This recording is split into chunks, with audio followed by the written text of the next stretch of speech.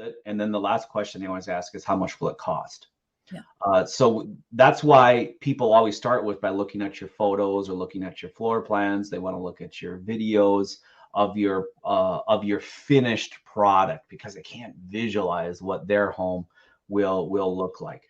So design is really, really powerful. It's a huge emotional connection that you as a builder make with your lead. So what do you say, Diana? Should we talk about how to tell a client story? Yes. I believe it's a beginning and a middle and an end.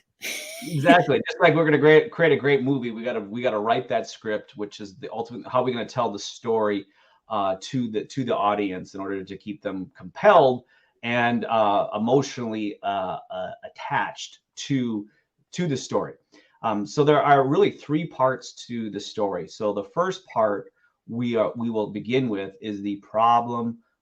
Then we will look at agitating that problem. Then we introduce a solution, and then we have with a CTA, we call that a call to action. That's your formula.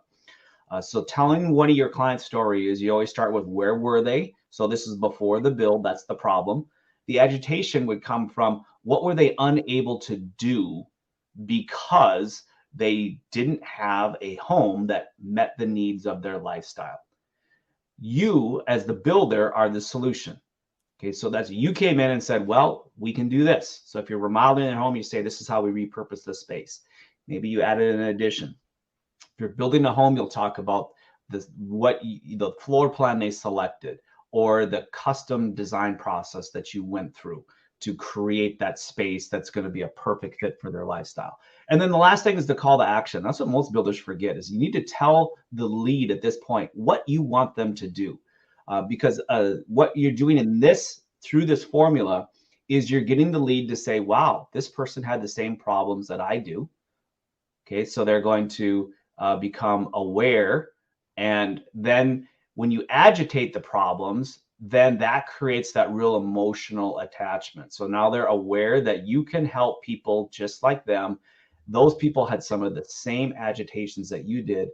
If you can solve the problem for this other person, that means you can solve it for me. And then their next question is, well, what's the next step? I love that. You ever been with somebody, Diana, and they ask you, look, oh, this sounds great, Diana. What's the next step? Yeah. That's, like, okay, stop selling, right? Let's just move to the next step. So that's what we're talking about here, is that we're going to tell them what the next step is. So that's the first part of telling a client's story.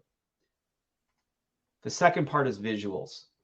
So again, going back to your movie analogy, Diana, I love it. So we have a script. Now we have to actually bring in the cinematography. So now we're going to shoot the visuals.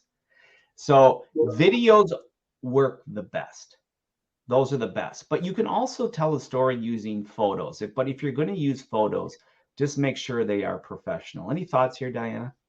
Yeah, I'm just thinking about moving photos, that you make a collage of photos that can move fast, and you use an application and you create the image. So it's like a movie, but it's a mix of picture, if that makes sense. Absolutely.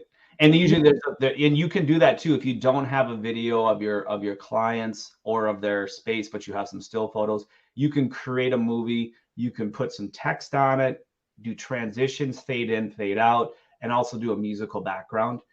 That's a great way to keep the attention of your prospective lead good point there. So we bring in the visuals, and then the last thing would be the auditory and the written testimonial. So the auditory obviously is if you're videoing your client and they're talking about their problems, they're agitating the problem, you have to ask them specific questions. Okay, why did you want to remodel your home? What was it that you weren't able to do in your current home? What were some of the common things you face on a day-to-day basis? How about when you gathered friends and family? So you wanted to talk about, oh yeah, I remember this one time we did. So the client starts telling their own little story. And if you are a remodeler, it's really important at this point to make sure that you take some images of before you start the project. And most remodelers are really good at that, getting before and after.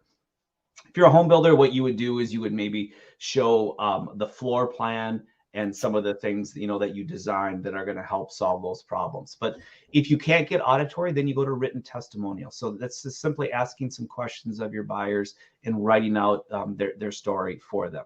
So again, 3 parts to tell a client story: We use a formula. We identify the problem. We agitate the problem. We then tell them what the solution is with a call to action. Then we incorporate visuals, either video or photos, or we make a photo collage video. And then we have an auditory and written testimonial. So I think the bottom line is this, Diana. How do you make more on each job? The simple answer is you have enough leads to say no when it's a bad fit, and yes to those who you feel that you can help them better than your competitors.